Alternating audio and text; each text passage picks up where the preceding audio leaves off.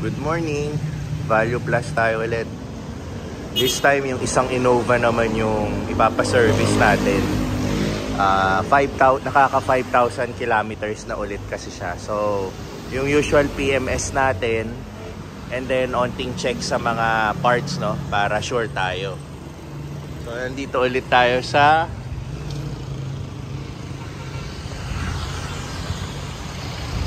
Value Plus. So inaantay na lang natin si Nathan, no. Medyo maaga tayo ng 10 minutes. Actually close pa sila eh. Nagpa-appoint lang ako, sabi ko pupunta ako dito ng mga 8:30. Ay, before 8:30 kasi 8:30 sila talaga nag-open. So yun.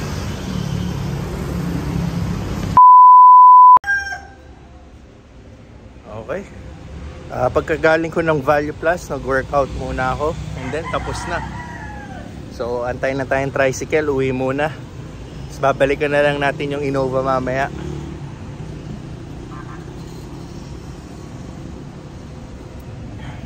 Sakay sa Friendship Moonwalk. Okay.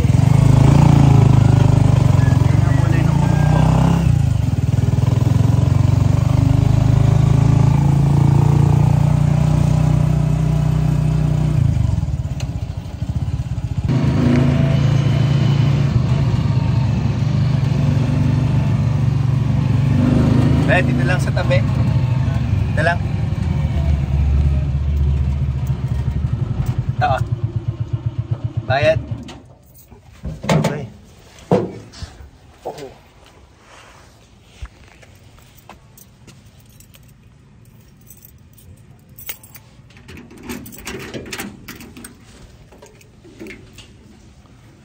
Okay. Ayos. Back to home base.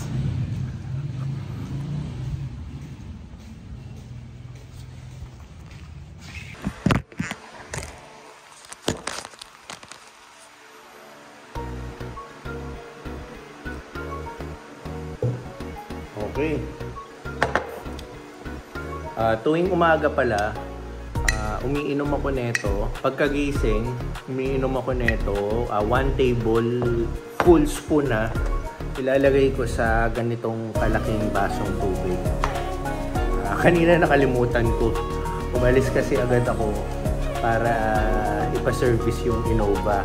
So buti naalala ko ngayong pag-uwi, gagawin ko na. Pero ginagawa ko to palagi pagkagising.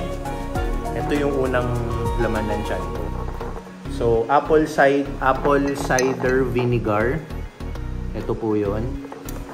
So, aside from sa mga iniinom naming vitamins, yung binili kong vitamins kahapon, isa po ito sa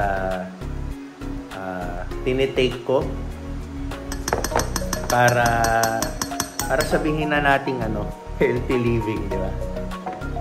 So, again, no, since pumatak ako ng 40 years old last year,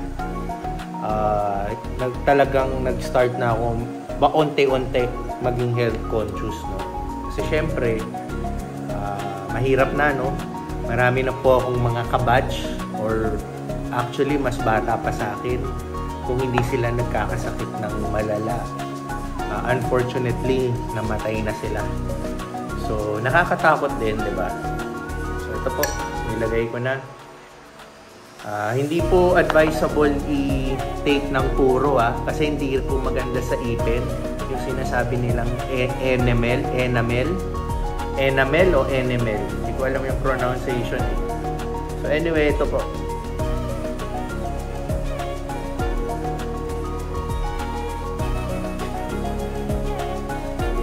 So yun. Okay.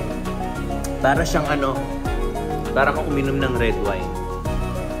Tapos ano nga ba ang health benefit? I-research natin.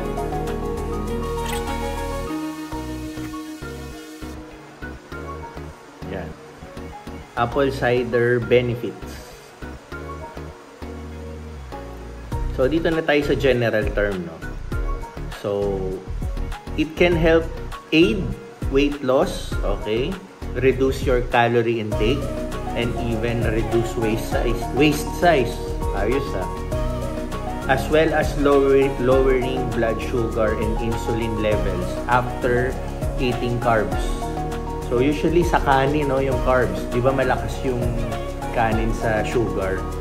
So nakakatulong pababain yung insulin level natin. So hindi pa sila sure, more studies needed. It helps also yung cholesterol levels natin. So yun lang, no. May question din dito, what happens if I drink apple cider vinegar every day? So it is generally safe naman. Ayun, nakalagay nga hindi lalagpas ng 1 or 2 tablespoons daily. So yun lang, dagdag kaalaman lang. Pwede nyo na rin kung itry, no, wala naman pong mawawala. So yun, okay po.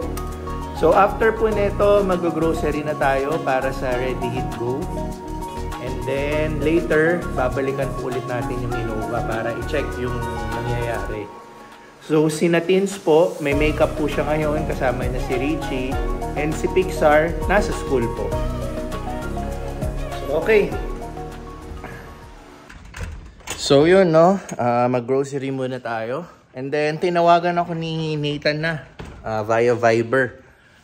In-update niya ako sa status ni Innova. So far, so good naman. PMS lang and change oil lang kailangan gawin. Walang mga papalitan na minor or major parts.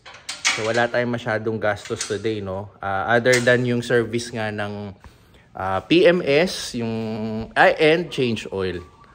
So ayos, 'di ba? Yun, ganun ang service nila ni Ethan. Tapos papakita nila sa akin yung pictures. So may mga recommendations naman sila na sa next service, yun, i-re-check nila yung unit. And then doon natin malalaman if may kailangan ng palitan. Pero as of now, wala po.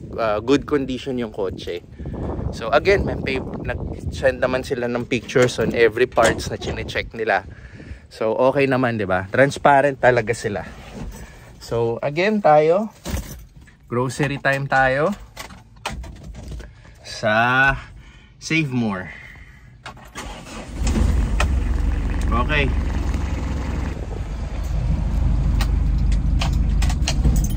Okay.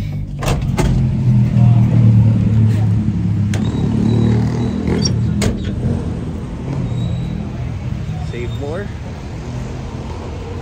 So yun, no, balik tayo dun sa pagpapaservice ng kotse. Kaya kayo, 'di ba? Importante rin kakilala nyo na yung nagse-service sa inyo para hindi rin kayo naloloko. Kasi minsan kahit wala naman sira yung kotse mo, sasabihin nila may sira para palitan yung parts, no. Tapos magpapagastos ka. Tapos minsan may patong pa yung parts na kailangan nilang palitan plus labor, 'di ba? So, ayun, ako naman dumaan din ako sa ganon na yung nag-uumpisa tayo, nauuto-uto rin tayo, basta sige lang kasi may panggastos ka. Pero, di ba, kalaunan, hindi rin maganda kasi sayang din ang pera, di ba? So, yun. Sharing the experience lang, no? So, anyway, dito na tayo. Bisa na natin ang Ready Hit Go ingredients.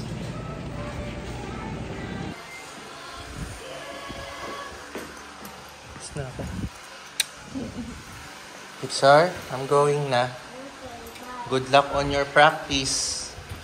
Okay? Bye. Bye. Okay.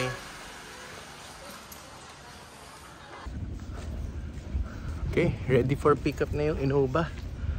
And sobrang ng panahon ngayon, no? Sobrang araw na. Wala nang mga ulan-ulan. So, dalawang tricycle ulit tayo hanggang makarating tayo doon. Hindi na tayo mag-jeep kasi baka ma-traffic pa tayo, no? Okay.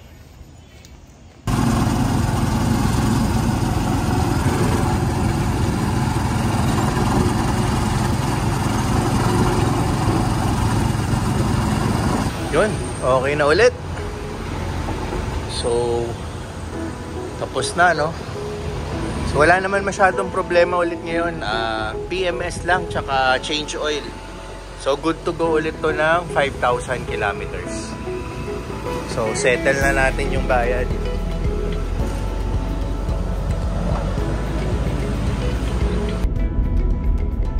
Okay na. Nailabas na si Innova. Ready na ulit siya for the next 5,000 kilometers. So, basic lang naman yung ginawa. Change oil and PMS, no? Check ng mga anong overall ng Innova kung may kailangan higpitan. Yun lang naman ang ginawa. So, ngayon, pauwi na tayo. And sina Tins and Pixar. Sa baseball ngayon si Pixar, no? Kasama niya si Tins. Ngayon kasi yung measurement ng uniform. So, sad to say, si Axe hindi yata nila kasama today kasi may sore eyes daw, no? So, Axe, kung if you're watching this one, get well, okay? So, yun, pinagpapahinga muna ng kapatid ko si Axe para at least maka-recover siya. So, ngayon, si Pixar lang yung sa baseball, no? First time, hindi niya kasama yung pinsan niya. So anyway, may mga na rin naman si Pixar na friends doon, no? So mukhang okay naman siya doon kahit wala si Axe. Okay, bago umuwi, daan muna tayo dito sa Robinsons. Maglo-load tayo sa GCash. Kailangan natin magbayad ng ating SSS. Ayan. Bayad tayo ng SSS natin para may contribution tayo. So ito, yan, reload tayo dito.